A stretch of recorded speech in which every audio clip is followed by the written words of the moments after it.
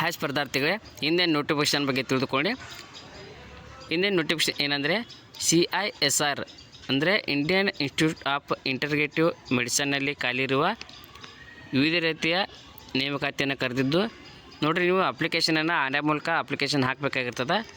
Application ಪ್ರಾರಂಭವಾಗಿದ್ದು ನೋಡಿರಿ 27/10/2025ರಿಂದ 25/11/2025ವರೆಗೂ ನೀವು ಅಪ್ಲಿಕೇಶನನ್ನು ಹಾಕ್ಬೋದಾಗಿರ್ತದೆ.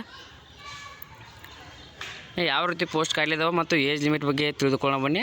ತಿಳಿದುಕೊಳ್ಳೋ ಮುಂಚೆ ಇನ್ನೂ ಯಾರು ಚಾನಲ್ಗೆ ಸಬ್ಸ್ಕ್ರೈಬ್ ಆಗಿಲ್ಲ, ದಯವಿಟ್ಟು ಸಬ್ಸ್ಕ್ರೈಬ್ ಮಾಡ್ಕೊಳ್ಳಿ. ನೋಡಿರಿ, MTS 1 ಅಂತೇಳಿ ಮಲ್ಟಿ ಟಾಸ್ಕಿಂಗ್ ಸ್ಟಾಫ್ ಅಂತೇಳಿ ಒಂದನೇ ಪೋಸ್ಟ. ಇದರಲ್ಲಿ 13 ಪೋಸ್ಟ್ಗಳು ಖಾಲಿ ಇದಾವೆ. ಈಗ ಕ್ಯಾಟಗರಿ ವೈಸ್ ನೋಡೋದಾದರೆ UR ಕ್ಯಾಂಡಿಡೇಟ್ಗೆ 6 ಹುದ್ದೆಗಳು, OBC 4, ST 2, EWS 1 ಹುದ್ದೆ ಖಾಲಿ ಐತಿ. ಇದು ಗ್ರೂಪ್ C ಮತ್ತು ಗ್ರೂಪ್ D ಹುದ್ದೆ ಆಗಿದ್ದು ನಾನ್ ಟೆಕ್ನಿಕ. ಏಜ್ ಲಿಮಿಟ್ ಬಂದುಬಿಟ್ಟು 25 ವರ್ಷದ ಒಳಗಿನ ಅಭ್ಯರ್ಥಿಗಳು ಈ ಹುದ್ದೆಗೆ ಅಪ್ಲಿಕೇಶನನ್ನು ಹಾಕ್ಬೋದಾಗಿರ್ತದೆ. ಇನ್ನು ಪ್ಲೇಸ್ ಎಲ್ಲಿ ಪೋಸ್ಟಿಂಗ್ ಆಗ್ಬೋದು ಅಂದರೆ CSIR ಅಂದರೆ IIMM ಜಮ್ಮು ಮತ್ತು ಅಸೋಸಿಯೇಟೆಡ್ ಫಾರ್ಮಲ್ಲಿ ಪೋಸ್ಟಿಂಗ್ ಹಾಕ್ಬೋದು. ಇನ್ನು ಎರಡನೇದು ನೋಡಿರಿ, MTS 2 ಅಂತೇಳಿ ಮಲ್ಟಿ ಟಾಸ್ಕಿಂಗ್ ಸ್ಟಾಫ್ MTS. ಇದು 6 ಪೋಸ್ಟ್ ಖಾಲಿ ಇದ್ದು. UR ಅಭ್ಯರ್ಥಿಗಳಿಗೆ 3 ಪೋಸ್ಟ, OBC 2, ST 1. ಇದು ಗ್ರೂಪ್ C ಮತ್ತು ಗ್ರೂಪ್ D ಹುದ್ದೆ ಆಗಿದ್ದು ಇದು ನಾನ್ ಟೆಕ್ನಿಕ. ಇನ್ನು 2 ಹುದ್ದೆಗಳಿಗೆ ಇರಬೇಕಾದ ಸ್ಯಾಲ್ರಿ ಯಾವ ರೀತಿ ಐತೆ ಅಂದ್ರೆ 18,000ರಿಂದ 56,900ವರೆಗೂ ಈ ಹುದ್ದೆಯಲ್ಲಿ ಸ್ಯಾಲ್ರಿ ಸಿಗ್ಬೋದು. ಏಜ್ ಲಿಮಿಟ ಸೇಮ್ ಆಗಿರ್ತದೆ. 25 ವರ್ಷದ ಒಳಗಿನ ಅಭ್ಯರ್ಥಿಗಳು ಈ ಹುದ್ದೆಗೆ ಅಪ್ಲಿಕೇಶನನ್ನು ಹಾಕ್ಬೋದಾಗಿರ್ತದೆ.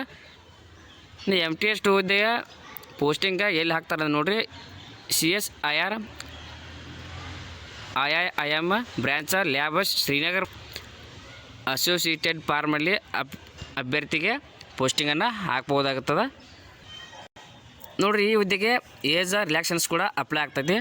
ನೋಡಿರಿ, ಕ್ಯಾಟಗರಿ ವೈಸ್ ಯಾವ ರೀತಿ ಏಜ್ ರಿಲ್ಯಾಕ್ಷನ್ಸ್ ಐತಿ ಅಂದ್ರೆ ನೀವು SC ST ಅಭ್ಯರ್ಥಿಗಳಾಗಿದ್ದರೆ 5 ವರ್ಷ ಏಜ್ ರಿಲ್ಯಾಕ್ಷನ್ಸ್ ಐತಿ. ಇನ್ನು OBC ಅಭ್ಯರ್ಥಿಗಳಾಗಿದ್ದರೆ 3 ವರ್ಷ ಏಜ್ ರಿಲ್ಯಾಕ್ಷನ್ಸನ್ನು ನೀಡ್ಯಾರ.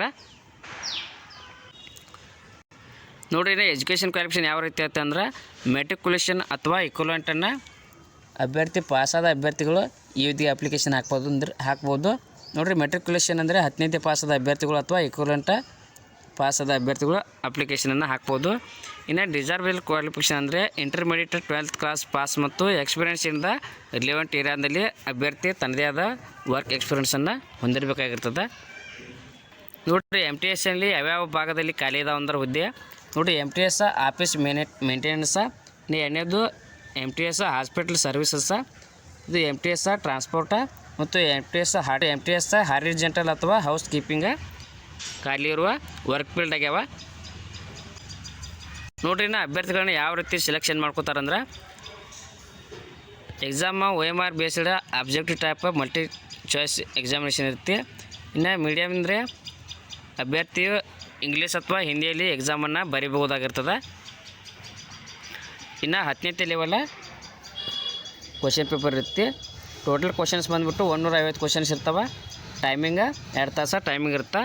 ನೋಡಿರಿ, ಯಾವ್ಯಾವ ಸಬ್ಜೆಕ್ಟ್ ಇರ್ತಾವೆ ಅಂದ್ರೆ ಮೊದಲೇದಾಗಿ ಜನರಲ್ ಇಂಟೆಲಿಜೆನ್ಸ 25 ಕ್ವಶನ್ಸ, 75 ಮಾರ್ಕ್ಸ. ಒಂದು ರಾಂಗ್ ಆನ್ಸರ್ಗೆ 1 ನೆಗೆಟಿವ್ ಮಾರ್ಕಿಗೆ ಕಟ್ ಆಗುತ್ತೆ. ಎರಡನೇದು ಕ್ವಾಂಟಿಟಿ ಆ್ಯಪ್ಟಿಟ್ಯೂಡ 25 ಮಾರ್ಕ್ಸ, 75 ಕ್ವಶನ್ಸ.